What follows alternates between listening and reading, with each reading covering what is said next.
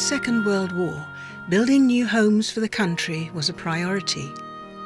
Many cities, towns and villages across the country were host to community housing schemes on a grand scale. Prince's Risborough, which already had some pre-war council housing, was to receive its share.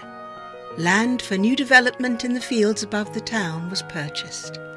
And despite opposition, the first estate was built in the late 1940s, with all its roads named after trees. The second estate, with more modern housing design, was built soon after, along roads named after fields.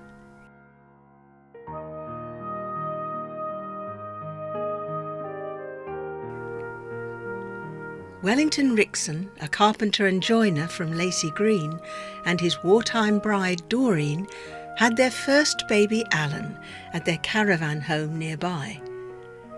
Like many others, they'd been on the Wickham Council's waiting list for a while.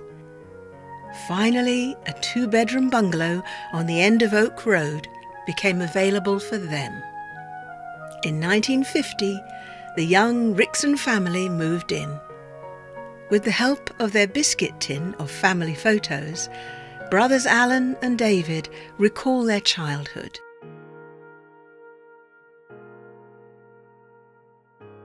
Alan, what are your first memories of the bungalow? Well, I was only about 1 year old when we moved, and most memories are fairly hazy. But I do remember it as a place quite fraught with danger as a child.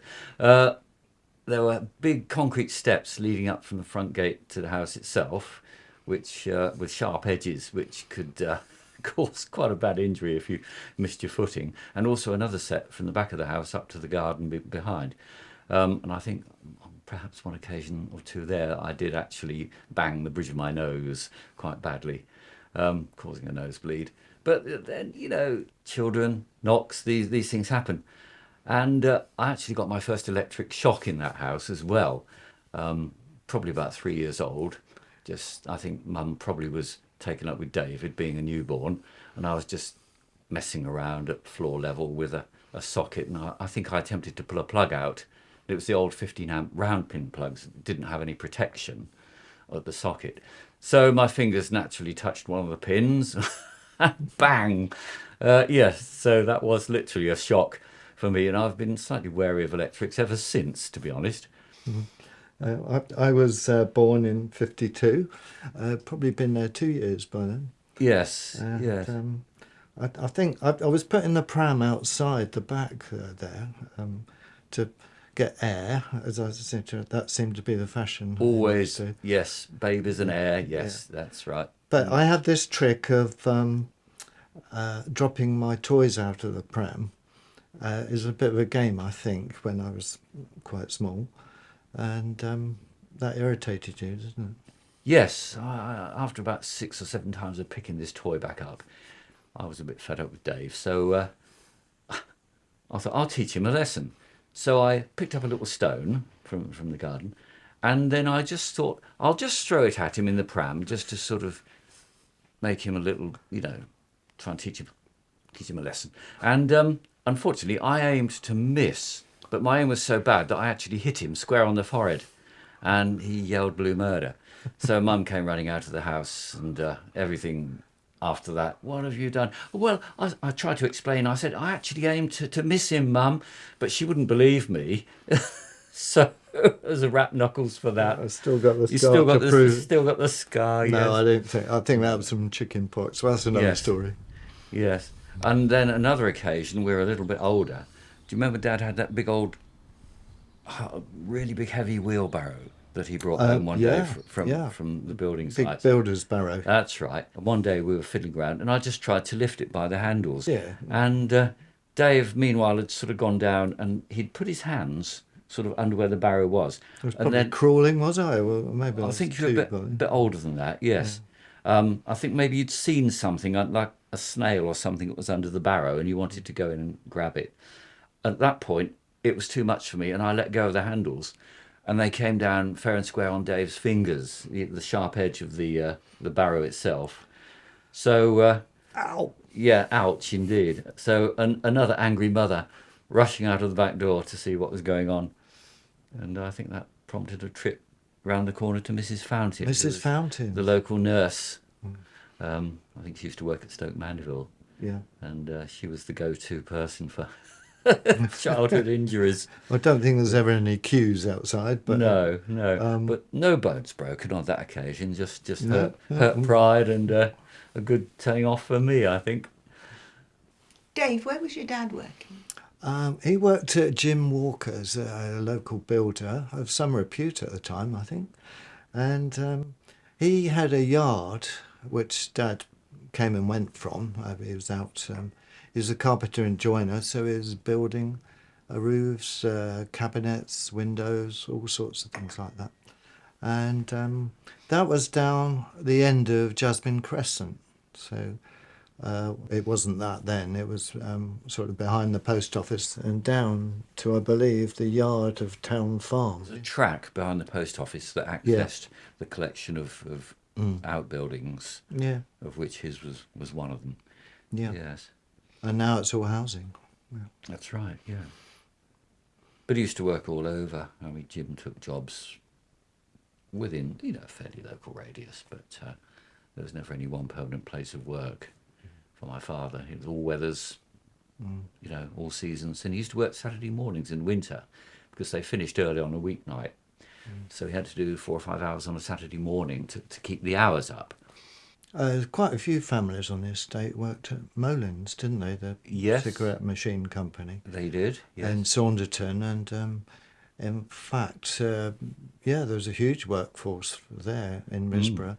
They built their own what amounted to social housing down Fairway. Fairway, yes. But yes. there weren't nearly enough houses there, were there? No. But yes, I think they employed people from all around, from High Wycombe, maybe even Aylesbury. Yeah, they were the big employer of the area for us. Yes. What about school? Primary school, well, obviously me going there first, I remember it was a fairly happy time actually in primary school.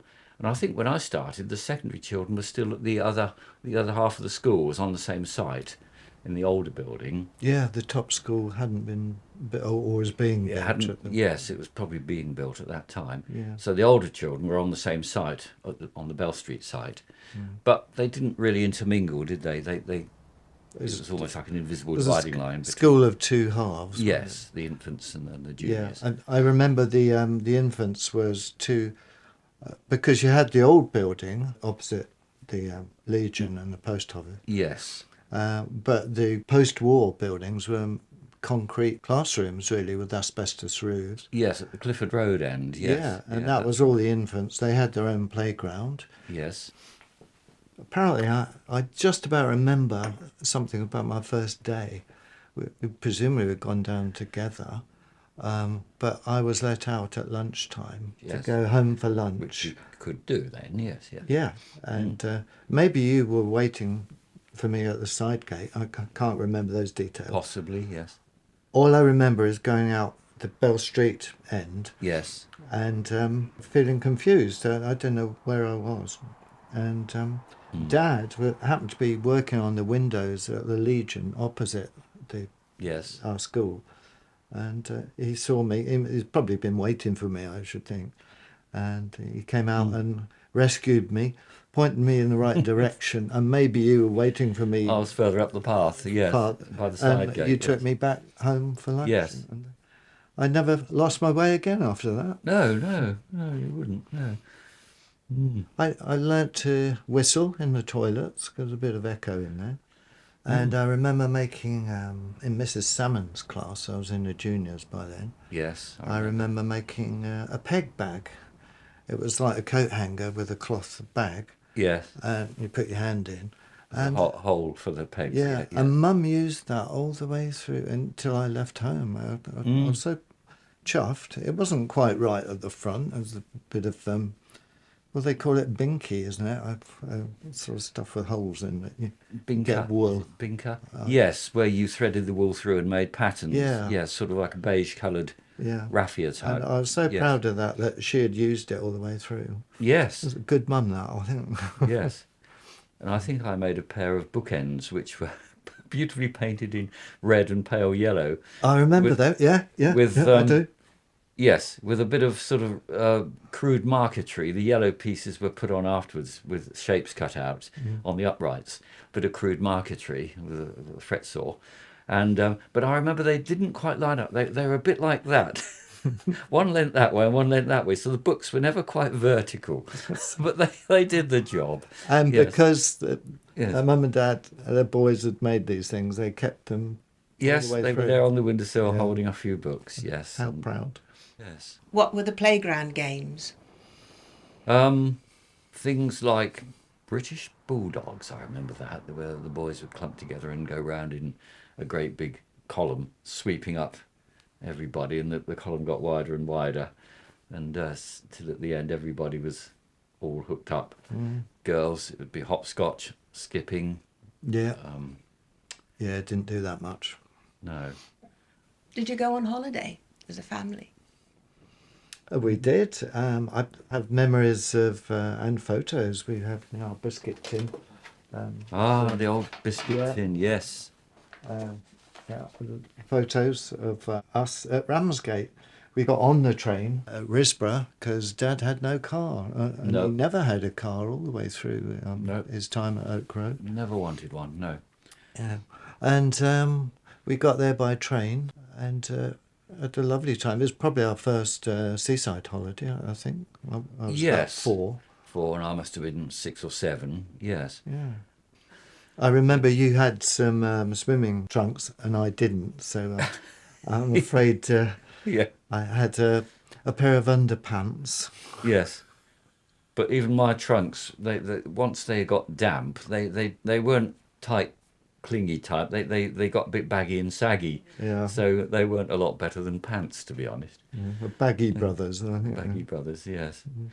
But with a smile on our face, I can see that having a good time. Yes, yes. I was our first occasion, first sight of the sea, which is always for a child. I think it's always amazing. You just can't believe this sheer volume of water, just stretching away. And playing in sand, because Ramsgate had good sand as well. Yeah. It wasn't one of these horrible shingle beaches. It was nice, nice for sand castles and making little moats. Getting the train back to Risborough. I mean, some of our holidays, Mum and Dad couldn't afford a great deal, so we used to go on day trips and even just up to Whiteleaf Cross and sit there and have a picnic. Yeah, That was quite close as well from Yes. Oak Road, wasn't it? So. and I remember Coombe Hill, short bus ride to Coombe Hill, Butler's Cross, and walking up the hill and having a picnic at the top under the monument. Yeah. At that time, Risborough had a cinema, didn't it, Alan? Oh yes, it was called the Carlton. And I remember as children, Dave and I would sometimes go down for a Saturday afternoon viewing Yeah. special children's prizes. Yes, low cost. Just us two, in fact, weren't we? Yeah, yes. I remember Didn't get standing there in the queue, looking at all the lurid posters for the adult films for later in the week at the outside. There was one particularly that had brains. There's a room with brains all over the furniture. It was a horror. It was an X film. Some ex-film that was coming up later in the week, but the posters and pictures were actually outside either side of the doors for all to see. So that gave us a few nightmares for a night or two. I was spooked by that. For Yes, you certainly were. weeks afterwards. Yes. I remember seeing, is it Bambi? And Bambi's mum died at the end. I cried. I got out crying. Yes, that really upset you, yes. Yeah. And That wasn't good. another one of my lifelong fears was set in motion in that cinema. There was a Walt Disney film called The Living Desert, which I think was the B film. But at one point there was a close-up of a great big red tarantula Yeah. filling the screen. And, yes. Up until that point, spiders for me were just little things that scurried around the house and didn't really caused me a lot of worry. But after seeing this film and thinking, my God, they can grow that big. And yes, it set something off in me that I still carry to this day. I do not like spiders. Going back to We had an incident at the cinema. There was a chap was offering you sweets. Do you remember that? Oh, that nasty little man with a long coat. Yes, grubby little moustache and a flat cap. And yes, he actually parked. He was talking to us in the queue outside, and then once we got inside, he came and sat down right beside us in the same row. And I was a bit annoyed because I just want to concentrate on the film. And he started talking. At one point, he offered to go take me out to the front because there was a little kiosk in the front area of the cinema and buy some sweets. And I remembered things Mum had told me, and I said, no, I'm not, no. And at the interval between the two films, I said to Dave, can we swap seats? I didn't tell him why. Typical big brother. And Yeah, I don't remember. so when the second film started, apparently he did the same thing to Dave, who was then sitting beside him and not me. Again, Dave said he'd offered him sweets. And I said, well, I'm glad you said no. The following week, we told Mum about it. The following week, she came down with us to see if he was in the queue, but he'd moved on, you know. Yes. Then you moved into a bigger house. We did. We had the luxury of moving next door. Mum and Dad had obviously put in for a bigger house because the bungalow was only 2-bedroom, and Yes. there's a 3-bedroom house. Although today it's been enlarged quite a bit from 1957. Now the Phippses next door had got moved somewhere else in the country. I can't remember where. Woodfield Road. Oh, in the Fields estate. Whatever prompted that move, maybe there was more room there, bigger garden, who knows. And that house came available, and it was so easy to be able to move next door. Over the fence. Yeah. Yes. I think our Uncle Nelson came down to help us. Yes. And I remember helping with odd little bits. I was probably only about 5 then. Yes. And I remember Dad actually taking the fence down. There's the wire fence in those days, and took it away, rolled it up, and so he could get all the bigger stuff through with his Yes. with our uncle and Yes. into the house. So we still had the same neighbours, and yeah, it was a move made from heaven, I think. That's right. And they left us a piano. Probably because it was too heavy to move. Yeah. Yes. Black one. Yes, I sort of learnt rudimentary keyboard skills on that piano, and never had formal lessons, but I kind of self-taught. I was self-taught through just playing by ear, really. Yeah. And of course, Dad's famous shed also came across the fence as well. Yes, and it wasn't constructed for easy dismantling, was it? No, Re-erected. it's made huge Yes. sheets of corrugated tin, painted kind of a red oxide, I suppose. Yes, well, it went through various incarnations. I think at one point I remember it being green, a sort of red lead, Yeah. brown, and it was all bolted to a quite a strong wooden frame. Yeah. And in the shed he had his workbench with a vice, which I found fascinating, and some of his tools, most of his tools were at work, but he had quite a few left at home in the shed. And as I got older, I would try and get hold of them and start to make little crude things out of wood, using the vice and hammer and nails, and again, a few injuries. Yes. Still got a scar on my thumb now, actually, from a saw cut. It's still there. Yeah, it is, yeah. Very faint now, but yeah. I think I got away with it fairly well. Apart from, I remember Mum used to wring her washing out, and the mangle was kept in the shed. So I think it was just after we'd moved across the fence. Yes. You were turning the mangle and we were having a game or something. Yes. I just put my fingers in the gear, It the had open exposed gears. cogs, didn't it, Yeah. outside the rollers? Yes. I And, can still feel that pain. And did we have another trip to Mrs. Fountain's? Quite possibly, yeah. yes. Chewed up fingers. Yeah. Yes. You liked injuring me, didn't you, really? Seems like it, yes, I know, but I like him really, yes. Yes. Yes. Dad wanted us to get a little kitten, a new house. Yes. And New then- house, new cat, yes. Yeah. and we walked over to a house on Woodfield Road that was advertising kittens to take away. But we got him safely back home, and we called him Timmy. Don't know why. I think I might have come up with the name. Yeah, I don't Yes. remember that. Describe life in the house.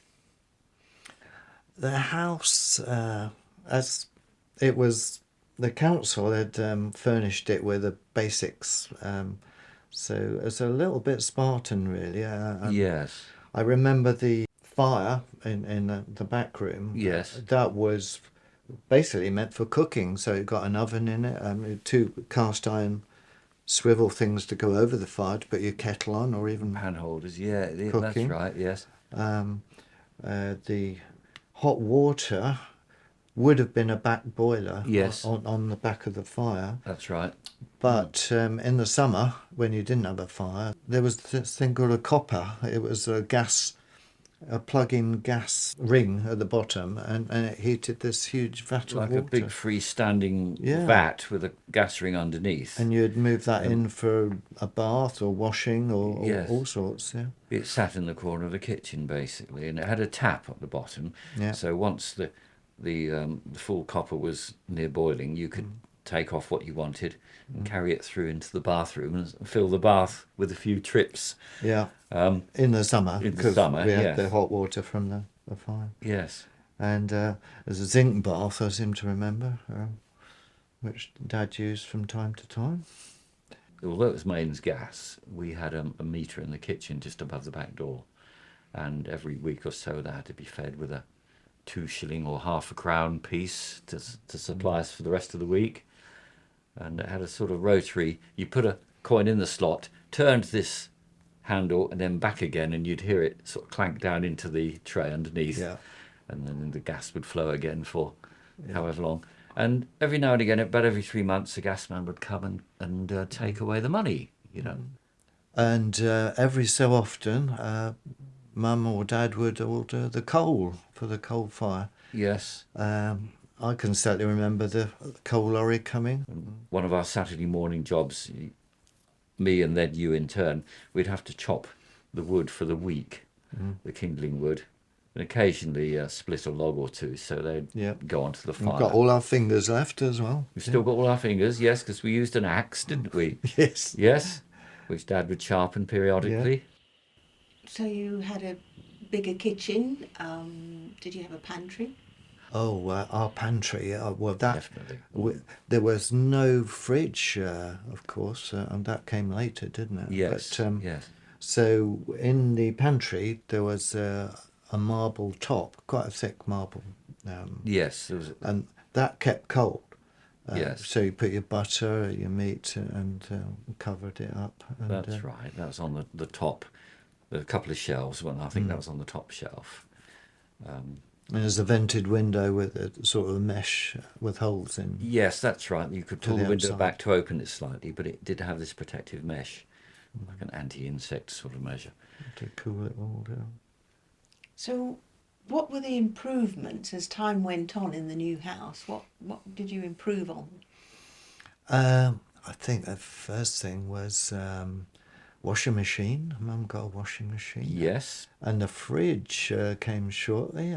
that's right. And we yes. could have ice lollies. I just remember a little lolly. little moulds with wooden sticks. Yes, Orange juice. We'd make our own, in fact. that's right. Yes, and this washing machine had the rollers were enclosed, so there was no chance of getting my your fingers were caught. free. Yeah. Yes, it was a little Hoover, a little upright Hoover, single tub with a roller on the top to drain the excess out. Did you have a milkman? We did. It was Mr. Woods, wasn't it? Woods, who used to have at the bottom of the town near the market square. I remember as a child cows being shepherded down the high street from the fields up where they used to graze. And it's Town Farm, is it called now? It's just I believe just so. next to where the White Leaf Cross is. Yeah. There was a little gap and a gate, and his cowshed and yard were in behind the houses there. And that was Mr. Woods. Yeah. Mr. Woods' That was dairy. very early on, wasn't it? Yes. I believe he also owned the fields that became our housing estate. Our estate, yes. As well. Yes, so he delivered every morning early, and paper deliveries as well. Adcock and Percival, we had a daily paper, and the odd comical magazine would come through the door on our lucky days. I think the biggest improvement for me was the TV. Ah, definitely, yes. That was quite something. Yes. I can remember watching other children's TVs in other houses. So Lucas's had one before us, probably. Yes. And I'd sit in there and watch cartoons. Mm. But Dad finally splashed out 58. But you yeah, reckon? late 1958, I think. Yeah. Yes. And we had our own TV. And life changed irrevocably after that. Yes. Yes. Yeah, we had warnings about getting square eyes. That was. Yeah, it was for us. It was rationed quite. Yeah, I'm glad. I'm glad actually. Yes, we would watch children's television and maybe a little bit of the evening news. Then it had to go off for homework time for about a couple of hours to around about 7:30, 8:00. Then it would be turned on again for the evening programmes. But yes, yeah, it definitely wasn't on every hour of the day, should we say?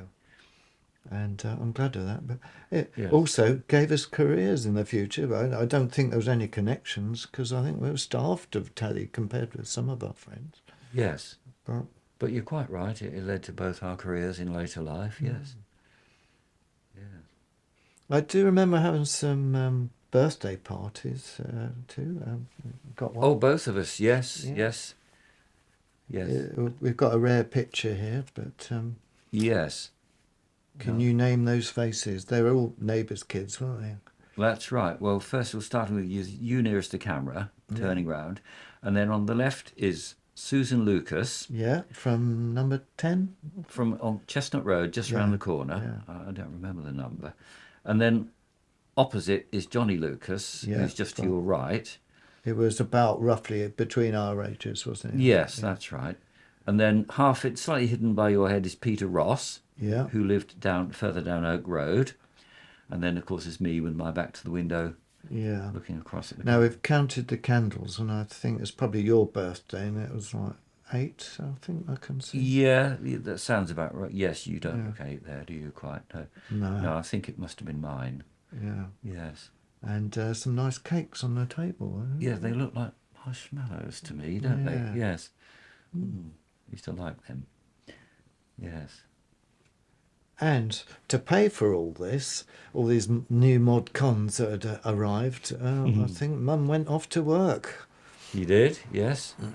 Yes, she used to work in Gillingwater's fruit and veg shop halfway down the high street.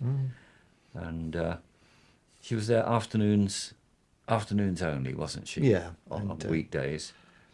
And we got home first from school, followed Yes. by her not long afterwards. That's right. And I remember one of my duties after coming home from school was to start the vegetables off on the cooker so they'd be half cooked by the time she came home. Yeah. So there's less time to wait for the evening meal. And then she'd see to the rest of it.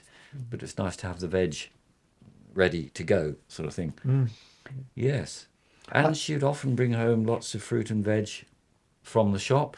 So there's always a bowl of fruit. We didn't lack for fruit, did we? No, At that age. And also, there's some mystery things sometimes. I remember bringing a star fruit home once. Obviously, in Risborough, there were some more discerning customers that demanded kind of more interesting things, and bananas, fruit and That's veg. right. And Chinese gooseberries, yes. kiwi fruit. Yeah. That was another exotic. we saw thing, it wasn't all. it? And Mum, Doreen, was pretty well known in the town. Shop lady. Now, one of Mum's best friends was Kath Stowe, who worked Yes. with her. That's right. Yes. And they met socially from time to time. Yes. And I think they both went to the Wife and Home Club as well. That was Yes. started then.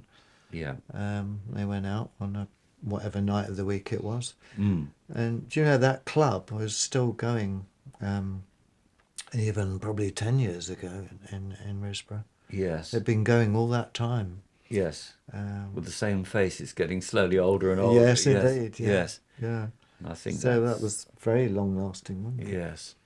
And Kath Stowe's husband was Ken Stowe, who actually managed the cinema. Yes, the Carlton and, Cinema. And later on the Bingo Hall when it ceased to be a cinema.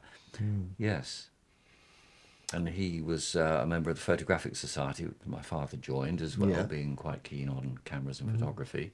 Yeah, and So- we're blessed to have all these pictures from Yes, hundreds of us pictures, yeah. and some of the estate as well, which and plenty of the cat. But going back to the cinema, there was some flames one night. And noise. It just sounded like a gun battle, gunfire. And I think it might have been a Saturday or Sunday evening, and we could hear this noise coming from lower down in the town. I thought, what on earth is going on? And I think we went upstairs and looked out of the window, and I could see all this mass of orange sparks going up into the night sky, roughly from the direction of where the cinema building was. And apparently it caught fire, and the noise we were hearing was the asbestos roof just shattering into thousands of pieces and just going up into the night sky as little hot shards. I can still remember that now. And we went down to Ash Road. Not sure how much further we went, but we could see the flames better from down there. Down there, yes. Between the houses. Yes. But yeah, presumably the fire brigade came. But Well, yeah, I'd hope so. Yes. we all think it's arson, but it's never been talked about. And I believe no. other cinemas in the country had a similar fate. Things like that are never proven, are they? No. And surprise, surprise, a year or two later, we had Carlton Court. Yes. Took its place. Yes. Yes. Known to all the residents as the Green, this space enclosed by Oak Road, Chestnut and Beach Roads was a thoughtful inclusion by the post-war planners of the Trees estate. You played there, of course. The green was pretty much, if we weren't in the back garden, we were on the green, weren't we? Yes. Especially in the summer. Yes. That's right. We played Cowboys and Indians, Yes. like a lot of kids did. That was what was on the telly. And now we've got a telly. And we Yes. also played war games too, where nobody wanted to be the German. No. Funny No, that. nor the Indians. Yes. But yes, you're right. And then later on, the green became a football pitch, didn't it? Goalposts were erected, Yeah. and most of the lads on the estate. Yes, there were impromptu 5-a-side, 6-a-side, 2-a-side. As many yeah. as you could muster, really, yes. Yeah. I remember setting off bangers. There was a little puddle in the middle of the green. I don't know how it formed quite, but there was a little sunken area that used to fill with water. And round about bonfire night, it was a great delight to light a banger or two and put them into the puddle. And to my surprise, they carried on burning underwater. And there was a massive great explosion and water would shoot everywhere. And we'd run, then come back and light another one and throw that in. Yeah. Although I think Tuppenny Bangers, which Tuppenny ones, that was a lot of pocket they were money quite that potent. went on then. Yes, but they were very potent Tuppenny ones. Yeah, and they would definitely give a good mud bath if you stood too close. Yes. Each year, there were quite a good sized bonfire would happen in the middle of the green, and people from all around would put old furniture, logs, Yes. odd bits of wood. Now, Dad used to squirrel wood away, so I don't think he contributed to the... No, there's always something you could do with the wood. Yeah. something so useful. burning it was not good. But Yes. And then the bonfire was lit, and half of the residents would come out to watch. Yes, that's right. For a bit. And Yes, and baked potatoes in the embers. And yeah, I Yes. remember Mrs. Puchel would come out and put potatoes in there, yeah. yes, some she'd done in the oven as a backup, just in case the ones in the bonfire didn't turn out well. And they tasted so good outdoors. Yes, that's right. And I remember the Brook Road estate, they had a rival bonfire. And you had to be careful because I think we'd each send out raiding parties to try and light the other fire earlier. So the fire had to be protected. And it was with great joy that sometimes we could see the Brook Road one going up before ours. Yes, we'd held out longer than them. And of course, you could see from the green. You could see across. You could down into the town. The other end of town. Yes, yes. And it was quite green thought. The turf was rolled away to do that, and I remember once all the ashes were scraped away, they actually put some of the turf back. It was relayed, yeah. I'm not sure as it grew that well, but it was nearly good for the next year anyway. Yes, that's right. And then in the winter, of course, the green had a natural slope at the top of it, so you could sledge down. Push your sledge, go down the slope, and then you'd get maybe halfway across the lower half of the green before gravity gave up. Yeah, and Dad's took a few decent pictures of that. Yeah. As me, just being on a sled. That's right, because he built us one, didn't he? Yes.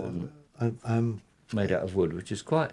It was quite heavy, so when it got going, it would skid quite a long way. And then later on, you had one with metal tubular metal frame. I think that was my 11th birthday. Yeah. Yes. That was 63, and there was some snow that year. I think to 63. Oh, a lot. Ride it on. That was the big freeze, wasn't it? 62-3. I also remember the green as having a dinky toy safari. Do you remember that at all? Oh, yes. We went round the entire curb. It took all day. We were driving our dinky toys. There wasn't a lot of traffic in those days, weren't we, going around on the estate? at all. No.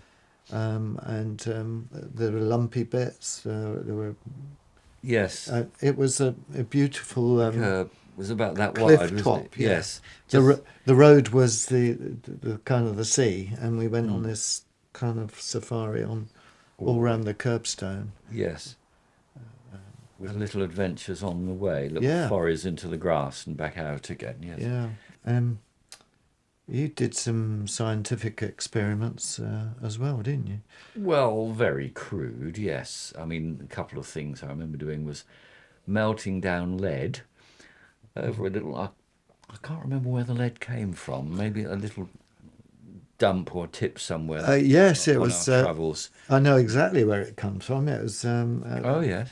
Bell Lane, which wasn't developed with houses at all at that point, and there seemed to be a bit of a fly tip there. In fact, I think it was the end of a builder's yard. And it was leaded windows, which are worth a fortune now. But then they were just dumped. So I came home with some lead once, and definitely remember there's photographic evidence somewhere here too. Yeah, there's us with. Yes. I've got a choosy cat tin. Yes. Empty one and a melting lead there. That's right. Built a little bonfire, lead in the tin, and I remember to make an ingot, we used to pour it into the frog of a brick. The V-shaped where the cement went. And so when you turned that over and knocked it out, when the lead had cooled, you got a nice sort of inverted V-shaped ingot of lead. Thought it was in the Bank of England, didn't it? Yes. Obviously, I'm not sure we knew too much about not really touching lead back then. And also I did like to make a chlorate bomb or two. Basically used an old hollowed out battery case, like a U2 battery, took away the middle and the cap, and then if you had equal parts of sodium chlorate, which was actually a fertilizer, and you could buy it at the local Timothy East's actually sold it down in the town centre in bulk. Yes, you could go and buy like a quarter of a pound or half a pound of it, no questions. Oh, it's for the garden. And Dad wanted it. Yeah, my dad needs it for his potatoes. So you got home, got some sugar, secreted some sugar out of the pantry, and mixed up equal quantities of chlorate and sugar, rammed it into an empty battery case, and then using the vice in the shed, you could roll the top of it and crimp it hard in the vice so it was sealed nice and tightly inside. And you just throw it on to make a little bonfire and just throw it onto the fire and run, basically. Suitable distance. And after about 30 seconds to a minute, there'd be this massive explosion and the fire would blow itself to bits. And yes, it was quite good fun. We all went. Very loud. Yes. There's another game I remember. I think it might have been by the Scouts that would have started it. I'm not sure. We called it tracking or arrows. Oh, yes. Where yes. So those setting the arrows, it might have been two of us, go off. Yes. We got a piece of chalk from out of the gardens because it was a very chalky, plentiful hillside there. Yes. And with chalk arrows was almost running to the next one. And the idea was the trackers would count to 100, 200, I don't know, till you were out of sight. Yeah. With their eyes covered, we hope. Yes. And then try and chase you after you. So the speed was of the essence, Exactly, laying the track. You could quite easily be seen if you hadn't got very far. So, yes, you had to give a decent interval between. Yeah. And got round the corner. Yes. I remember the arrows went on for hours sometimes because we'd end up on the Fields estate. Yes. On the other side, down Southfield Road or somewhere. Yes. And here we were chalking the pavement like there's no tomorrow.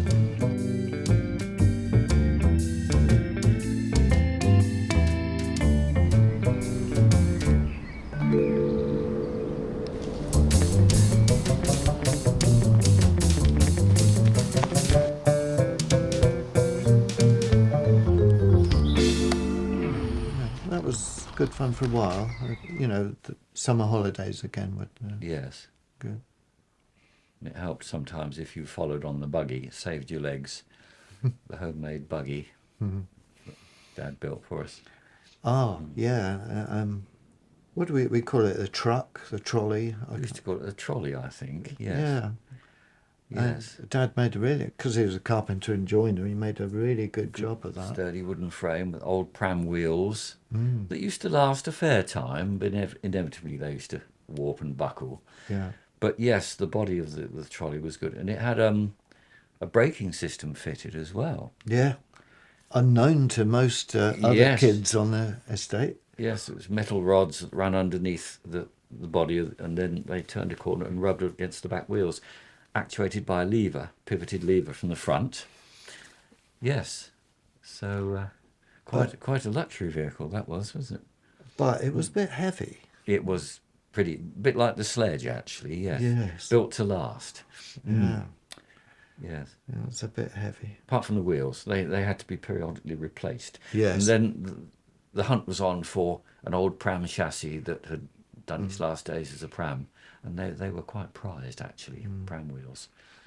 It was fabled that Bledlow Tip had them. Yes. Used to save them for the kids. I can't remember. I remember going on safari once again on our trucks. It was a long way. It was a long way, but we spent, hours doing it and getting there to find there weren't any. Yes. Yes. But That's right. it was quite a lot of downhill riding on the way back anyway. Yes. Yeah, that's right. Dad's shed and behind the shed were a good source of stuff to play games with and build things in the garden. That's right. I certainly remember a battleship I think we made once and some sort of armoured car with a bit of sack round. Yes. All sorts. Invariably using the big heavy barrow which he still had and not ruining my fingers. And it's also later on when we started watching Doctor Who on the TV, the shed became the TARDIS. Yes, that's right. It was very easy to black out the shed because it only had one window. And then you could imagine you'd be going anywhere in time or space. It was our little spaceship. And Yeah, Funnily enough, when you opened the door to come out, the world you'd gone to looked exactly like this one. We were in a parallel universe, if you that's like. right. Yeah, Yes. Then we could go back in, shut the door, do the return journey, and come back home for tea. for tea. Again, to a place that looked just the same as where we'd been. Yeah, That's right. that was nice. And that shed, last time you looked, it was still there. It was, yes. I had a look recently. A neighbour let me look to see the back of the house, and the shed is still there. It's survived. Fantastic. It's yet another colour. Over 70 years old, that shed. Yes. Oh, must be, yes. But yes, Fantastic. he did a good build, Dad. Yes. Yes. I wonder if any other kids have time travelled in it like we did. Not sure. No. We'll have to have a look next time we go up there, see if it's still there. Yes. One of our favourite play places was Pearl Spring. Oh, It's yes. A yes. great place. And I think the water used to flow better then before they took the water off with a big pipeline Yes. eventually. But That's right. certainly in our play days, there was a good bit of water. Not every year, but... Yes. and damming was a good bit of fun. Damming the stream. Yes. Yeah, yes. but it never lasted because there's always some kid, when you'd gone home for tea, somebody would kick it in and That's right. Yeah. and then make yeah. your own. So Yeah, we were little beavers, weren't we? Yeah. yeah. So you used to get muddy and wet, and lighting fires as well. Taking matches particularly was an art form. Because if you've got a near empty box in the kitchen, you couldn't take many matches out. No. And you also, safety matches, you need something to strike You had to them. take the box, didn't you? Yeah. Actually, yes. So that was, whereas Swan Vestas, Swan. which we didn't normally have, I No. don't think. No. So we always relied on a friend to get a few Swan Vestas, and they would strike on anything stone. Any rough surface, even the sole of your shoe. Some clever Yeah. people could do it off the shoes. Yeah. So lighting fires up the woods was definite hobby, Yes. and yeah. Not to a dangerous extent. You know, we didn't set any fields alight or anything like that. Alan, you did well at Prince's Risborough County Primary School and passed your 11 plus exam. Where did you go next? Aylesbury Grammar. And I was in the slightly fortunate position that because of our ages, you could always have 2 goes at taking the 11 plus. And I actually passed first time I took the exams, but I was still relatively young compared to my peers. And my parents decided they thought that I'd do better. Having got the place, I would park it and spend another year at Prince's Risborough Primary. So, yes, when I finally did go, about 1960, it was school bus every day with a free pass supplied by the council. Thames Valley buses 20 and 20A. And suddenly a whole new world again, and another phase of life opened up. New environment. Risborough wasn't the be-all and end-all of the universe anymore. Aylesbury beckoned, and new friends, new experiences. And I also realised that once I was there, I was no more than average at all. I was just, in terms of ability, I again thought I would sort of fly, but I didn't really, no, because everybody around me was of a sort of equal or most of them superior abilities. So that's quite a leveller, actually. Yeah, Yes. I 3 years later, I passed my 11 plus, and I thought I was going to be different to Alan. I didn't want to follow in his footsteps, so I went to Aylesbury Technical High School down the Oxford Road. It just opened in 1963, and a brand new school, new teachers, everything was pretty good. Yep. And I also went on the 20 or the 20A bus, and got to know new friends, and also from the Fields estates as well, because they would pick up the bus at the Avenue, Yes. and the fields and the trees tended to be different bunches of kids, really, I think. Yeah, that's right. They didn't But- mingle that much Yeah. until later. Yeah. And the bus was very much a social thing too, the time to chat to people. Yes. Depending on your hierarchy, like the first formers would be downstairs, wouldn't they, on the bus? Pretty much. On the bumpy Usually, side yes. seats, or Yes. at best at the back, which is really... And that Yes. old road through Stoke Mandeville particularly was very bumpy. Still is, actually. And I also went from a different bus stop as well. I went from... You did, yes. outside the Legion, there was a bus stop, and still is. That's right, yes. Just to be different from you. Who joined the bus at the Market Square. Yes. Yeah, and I was on there first, so I got Yes. free choice of seat. Yes. I remember it was always a grand occasion when you were deemed big enough to take your place on the top deck, Yes. you know. But then you had to work your way. The back seat was the throne. Fifth formers. Fifth or sixth formers Yeah. occupied the back seat. And So that you was it. slowly made your way down the deck until on that final year you could take your place on the back seat. So we're in the early 60s. Yeah. Many kids had some kind of job once they were 13, didn't they? Yes, usually that was the age when you could go and get gainful employment. Quite often just a paper round or something like that. Sunday, I started off, I think I had the Sunday paper round. There was a shop on the Woodfield estate in Woodfield Road run by Mr. Curd, who had the franchise, if you like, for all the Sunday papers. So he had a whole series of rounds for the Sunday, and the weekday paper rounds came from Adcock and Percival, didn't they? Although Mr. Curd may have done weekday rounds, but we were only ever involved on the Sunday. That's right. We were going to big school and needed to do our homework Yes. and stuff. Yeah. But he gave you your own bike. I remember having a really rough old heavy bike with two big panniers either side of the back wheel that were absolutely, when you went to the shop to collect your load, absolutely stuffed with papers. And it gradually got lighter as you went to the round. But I was fortunate because my round was all the streets around the shop, so I didn't have far to pedal. Woodfield Road, Southfield Road, Northfield Road. And I was one of the first back to the shop always because of that, although I did have quite a lot of houses on my round.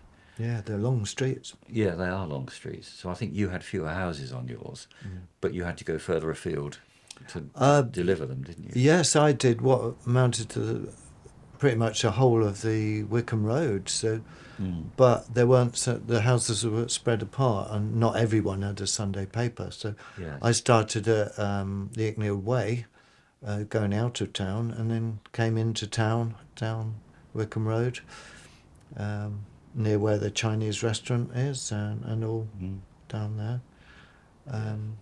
Ended up coming down the High Street. Yeah. And I also remember delivering papers to the births and deaths registrar, who lived at where the Whiteleaf Cross is now. Oh, yes. Yeah, that one half of that was a house, the major half really, and that was where Mr. Bailey, and he was claimed to be the oldest person in Risborough, as I seem to remember. And he always came to the door very slowly, Yeah. and he wanted a chat as well. I'm not sure whether he was on his own or not. So I'd finished my round pretty much. That was the end of my round, empty bike, and he kept me talking for ages. And then finally he paid the money, because we had to collect the money as well, didn't we? Yes. And the early ones, they left it under a milk bottle or something on the doorstep. Yes. The later ones wanted a chat. And then, of course, when you got back to the shop, you had to tip all the money out, and there was a guy in the back office who would add up all the money you'd collected and work it out against the number of papers that you'd What you taken should out. have got. And somehow the amounts barely ever tallied. Sometimes you'd come back under, in which case that was their loss. But if you came back a bit over, if you had a little more money than you should have done, that was given you. Well, it had been fair, I think. Getting up on a Sunday morning is no fun, Yeah, was it? no. I think there's a picture here somewhere. Yeah, this is it. Where I'm looking a bit glum. I just had breakfast. Oh, yes. And I'm not looking very happy. That must have been Sunday morning with a plate in front of me. Yes. Having done extra time on the Maybe your tips were a paper bit round. short that day. Yeah, all right. Yeah. Mm. Was that the only part-time job you had? No, later on, I had two more actually. We used to have bread delivered by Mr. Eggleton, and my mother thought I ought to do something on a Saturday as well as Sunday morning. Instead of knocking around the house, all nothing to do. But I did have things to do, but she thought I'd be better off gainfully employed. Get from under my feet. Get out from under my feet. So she asked Mr. Eggleton if he had room for a helper. And actually, yes, they did. And so I found myself on Saturday mornings either going out with Dennis or his wife Ange on the bread rounds. They have a round each. And so Saturday mornings then were taken up with extra work. But of course it's extra pocket money as well, so I didn't mind that. And still kept the paper round on Sunday as well for a while. And then after my next job, which was an assistant in a camera shop, because I was quite into cameras and photography by that time, working at Crendon Camera Centre in Crendon Street in High Wycombe. And I was there for about 18 months till I left school altogether. And then when I left that job, Dave took over, didn't you? You took over from me. I did. Yes. You were quite a camera fiend by then. Yes, those days. one of my many fiendish pursuits, yes. Yes, cameras and photography, but I think our father sort of instilled that into us. Yeah, Dad was keen on photography from, well, before the war, really, Yes, I think, and yes. he picked up the hobby. And he was only too pleased, I think, to see his sons also picking up the hobby. So Yes. you had cameras of your own as well for Christmas. Yeah, I did. My first camera was a little Ilford Sportsman. And then I progressed. After that, I upgraded to a Wera, an East German camera with a very good Zeiss lens, but quite a cheap camera because it was from East Germany. And then finally got a Pentax when I'd left school then. I'd just started work. Yeah, there's a picture I've got here of that. Oh, that's me with the Wera Yeah. in our loft. I think I was taking a picture of a wasp's nest. That's right, yeah, I remember. Dad Yes. wouldn't go up there, he was too afraid, so he sent his sons up there, didn't he? Yes. So I remember cutting this wasp nest off with a bread knife, drop it into a bag, and then coming down the steps. Yes. Clearly you were taking a picture of the nest as well. there. Yes. But I think the wasps had vacated. I don't think there was any danger because Yeah, well, Dad wasn't going to find out. No, was he? he wasn't. No, but there was no ominous buzzing. No. You can hear them, can't you? When it was a live nest. So I think it was quite safe to do. Well, with all this pocket money from Yes. your paper rounds, where did you spend your money in The money? Risborough? What were the Well. shops that you had? Well, we were at that point sort of a bit beyond toys, actual sort of. Although I was very big into dinky toys and things like that. Later on, Meccano. Before I outgrew the Meccano, I did remember buying extra pieces. Adcock and Percival did sell spare Meccano pieces from a big set of drawers behind the main counter.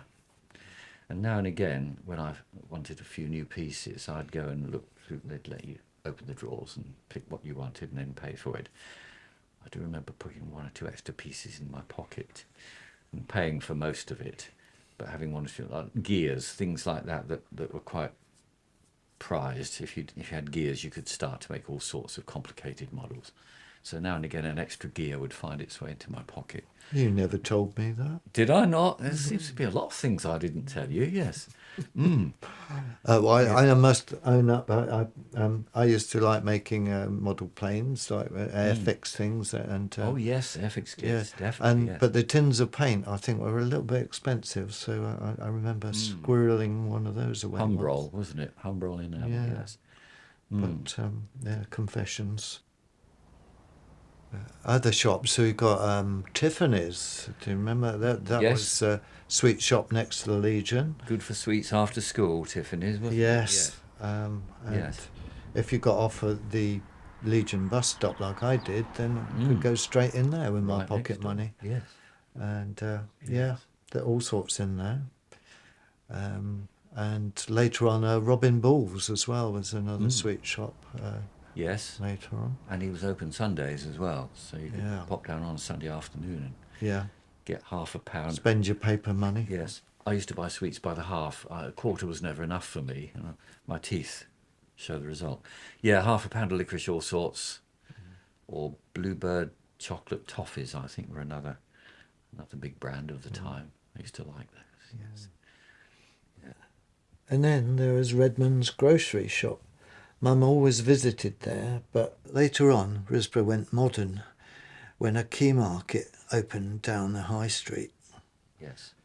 Now, the chip shop has always been there. So even as a kid, Yes. that chip shop on the There was marketplace was Always a chip there. shop. Yes. Yeah. Yes. What do you remember about that? In our younger days, I remember going in there once or twice, having come back on the bus from somewhere. Mum and Dad decided, let's have fish and chips tonight. And of course, then you could sit in. They actually had tables. So we used to have a chip supper in the fish and chip shop as a treat for the end of the day. But it was always a good standard fish and chips. Yeah, it was, and it still is, I think. Yes. And of course, Gilling Waters, where Mum still worked, and we had to put the spuds on, of course.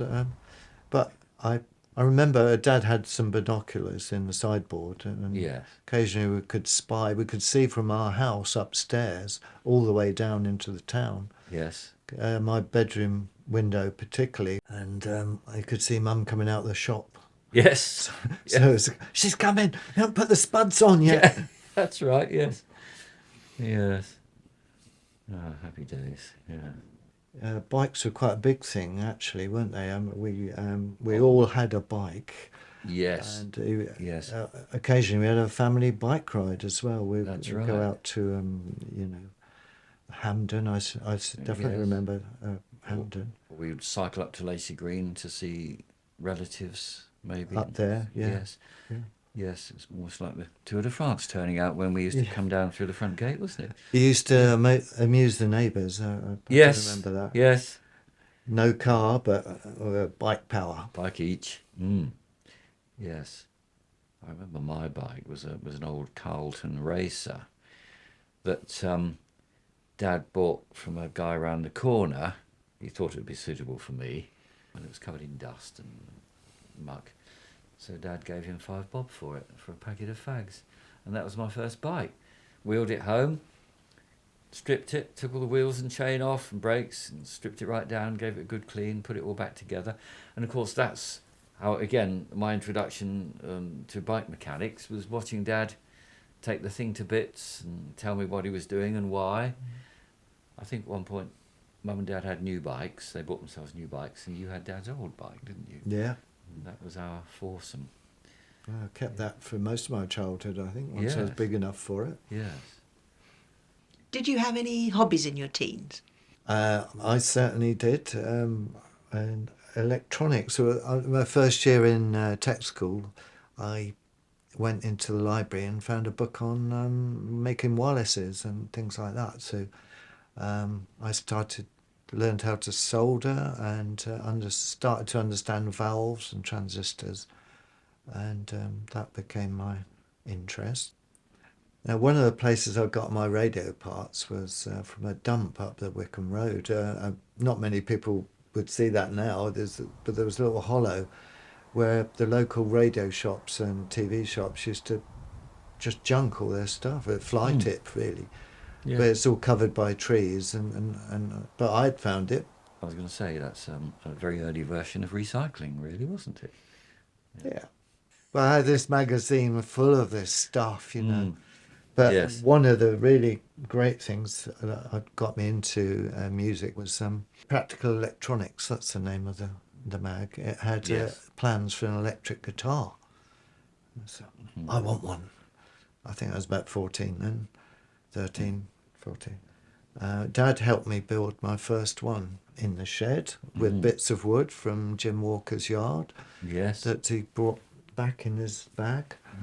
And I wound my own pickups and You did, yes. I went on to make others too. Yes. That got me into music, and I could also make amplifiers by then. So Very Brian May. Yes. Yes. Mm. In fact, In fact, you if predate you look at Brian May's guitar, I it. swear It bears a it's passing resemblance. it Yes, looks yes. like this one in Practical Electronics, which I Yes. didn't actually build. I didn't like the shape. No, And also Brian May's dad helped him build he his did. first Yes, guitar. exactly. Yes.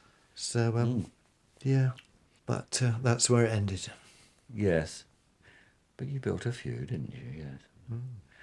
And as for me, yes, once I'd kind of got beyond the Dinky Toy Meccano stage, I was getting into photography, aided by Dad, of course.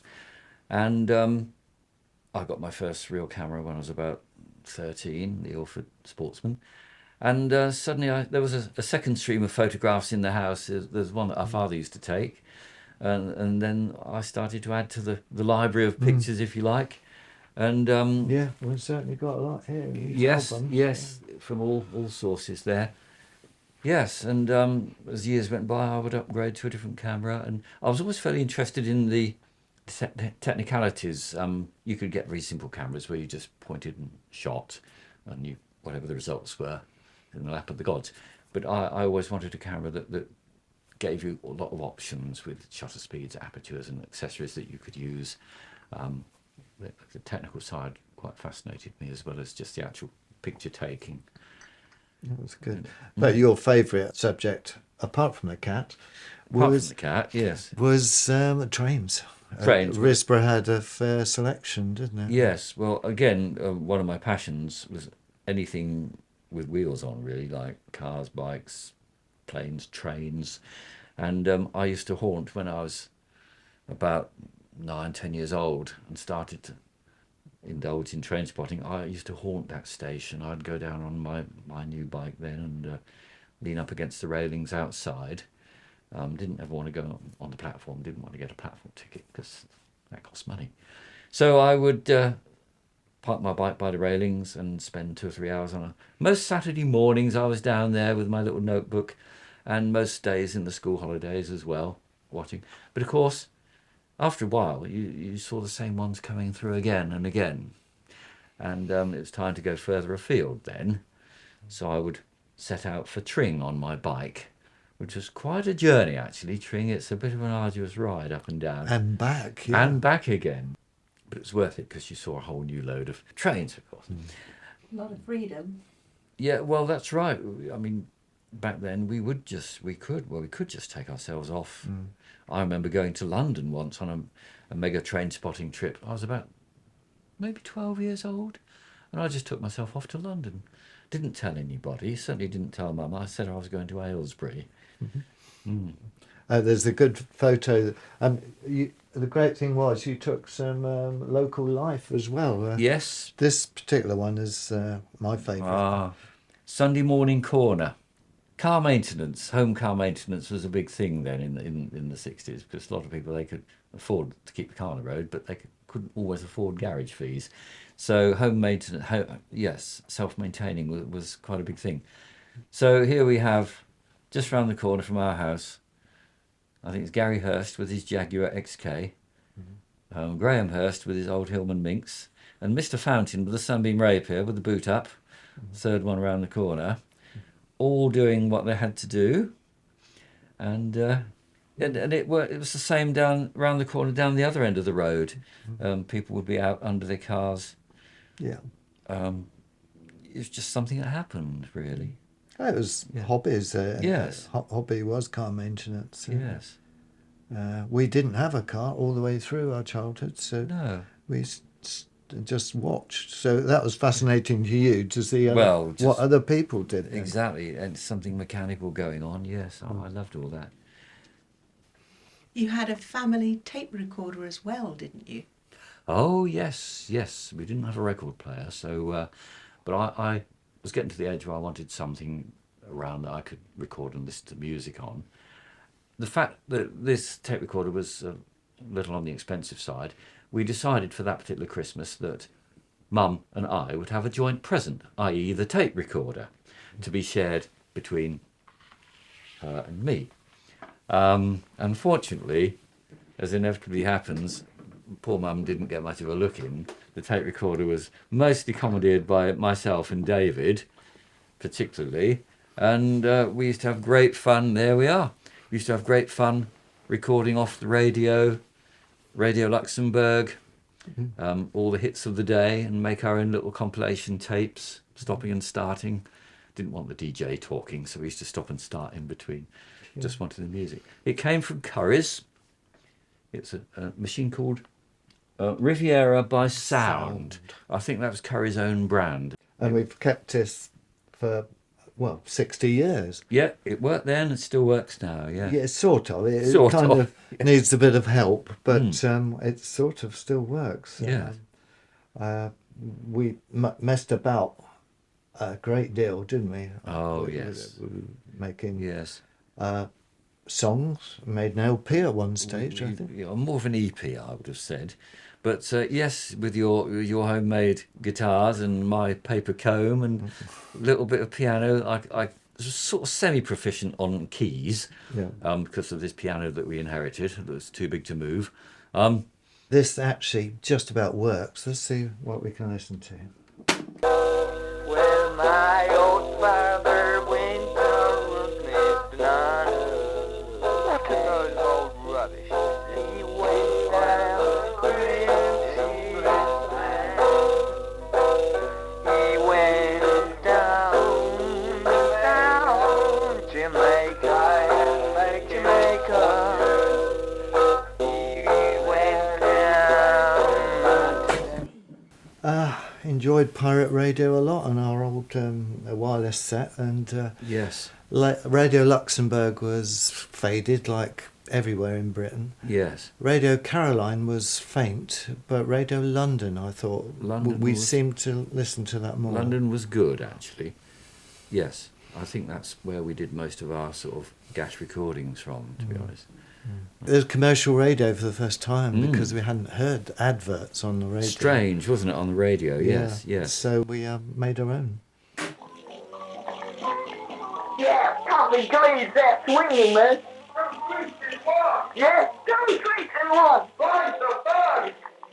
Twice the fun, yeah. Twice the fun. And now we have Tom Jones, our guest personality. Well, I'd like to thank you all for spinning my disc. It's not unusual on radio. Risborough! Wonderful radio, Risborough! We're not going to play it now. To sum up, how do you see your childhood now, 60 to 70 years on? Happy times. We were free to roam, if you like, experiment, take up hobbies without many questions being asked. Yeah.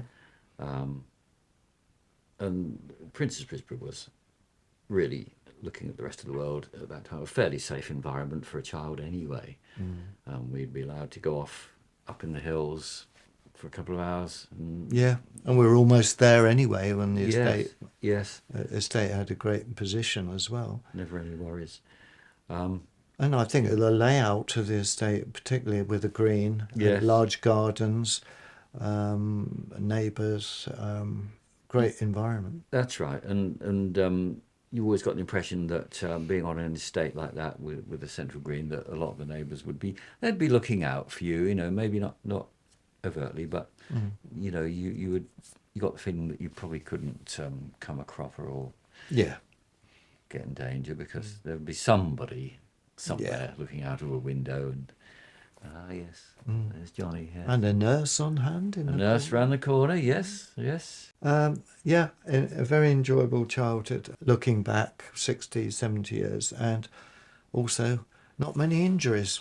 No, it's funny that you got nearly, the ones that there were you got them all, really. Don't know how that happened. Perhaps because I caused them. Yes. It was 1967 when Alan passed his A-levels and started a job in London. Now he could afford a car of his own to tinker with. Soon after, he joined BBC Television and trained to become a camera assistant at the White City Studios.